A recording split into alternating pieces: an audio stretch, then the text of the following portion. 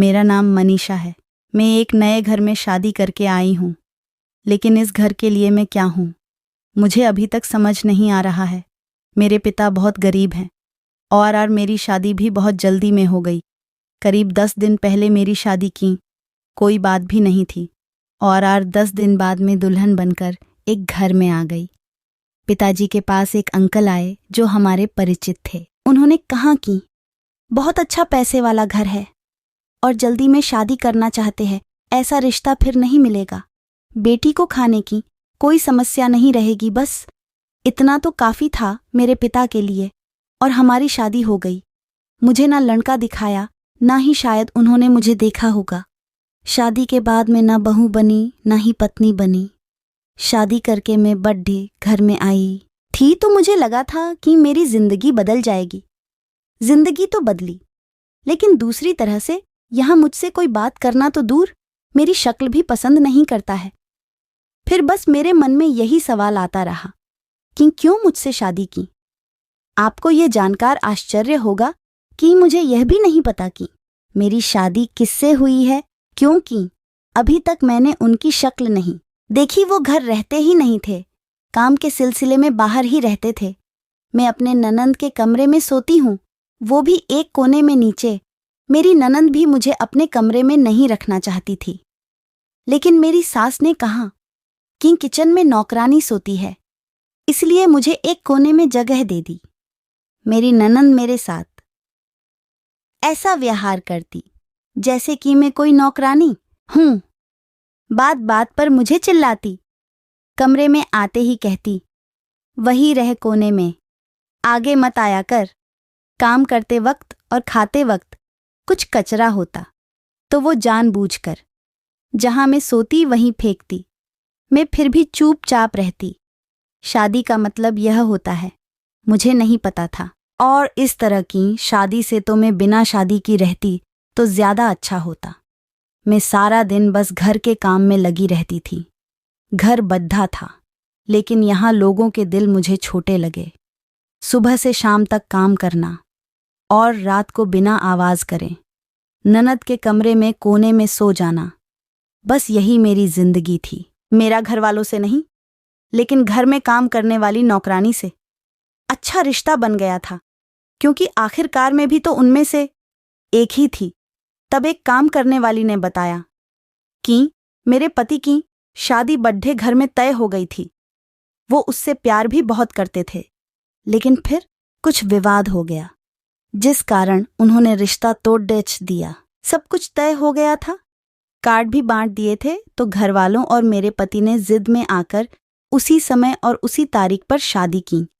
उन्हें बताने के लिए अब मुझे यह तो पता चल गया था कि मुझसे शादी क्यों की। मुझसे पहले कई लड़कियों को पूछा गया, लेकिन जब कोई तैयार नहीं हुआ था, मजबूरी में हम जैसे गरीब से शादी की गई। अपने अहंकार को रखने के लिए मैंने कुछ और दिन ऐसे ही बिताए। फिर मैंने सोच लिया कि ऐसे नहीं रहना है, एक बार अपना मुंह तो खोलना ही है। शादी की है तो मैं नौकरानी बनकर क्यों रहूं? फिर चाहे अंजाम जो भी हो, चाहे मुझे अपने घर वापस जाना पड़े।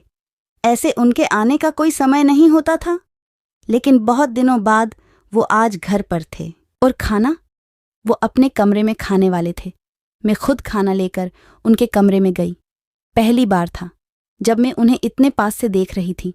मेरी तरफ देखा ही नहीं, और उन्होंने कहा कि खाना टेबल पर रख दो।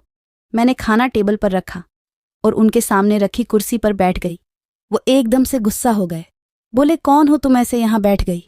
फिर उन्होंने चिल्लाकर अपनी माँ को बुलाया।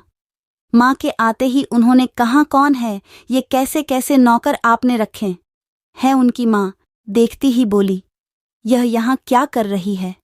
मैंने कहा, क्यों, मेरे पति का कमरा मेरा नहीं है क्या? मेरी सास की आंखें फटी रह गईं। उन्हें लगा कि मेरे मुंह में जबान भी है।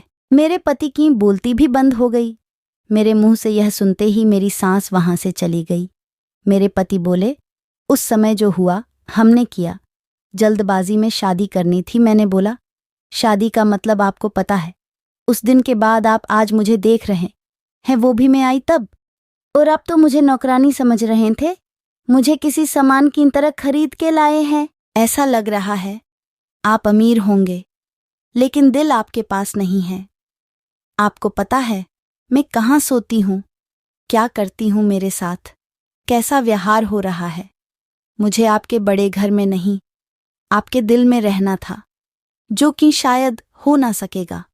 इसलिए मैं अब जा रही हूँ, आपको बताना था, इसीलिए आज आपसे बात की। इतना कहकर मैं जाने लगी। तब उन्होंने मुझे रोका। कहाँ की? मैं अपनी पिछली लाइफ को अभी भुला नहीं हूँ, इसलिए तुमसे दूर था। उसके लिए मुझे अभी माफ करो और थोड़ा समय दो। मैं भूल गया था कि तुम भी इंसान हो, मेरी बीवी हो। आज से तुम यही कमरे में सो सकती हो और बहू की हैसियत से ही रहोगी, न कि नौकरानी की। उस दिन से मैंने अपने लिए एक नया घर बना लिया था। मेरी समझ आ गया था यहाँ बिना बोले कुछ हासिल नहीं होगा। धीरे धीरे मैंने अपना हैक लेना शुरू कर दिया। वो घर वाले मुझे बहू नहीं मानते थे, लेकिन मैंने मनवाना शुरू कर दिया। मुझे यकीन है धीरे धीरे वो भी मुझे पत्नी मानने लगेंगे। शुरुआत तो हो गई है, अब मेरी सास और ननंद भी मुझसे वैसा व्यवहार नहीं करते हैं, क्योंकि शादी सबके सामने हुई है। मैं इस घर की बहू हूँ, गरीब हूँ लेकिन डरपोक नहीं।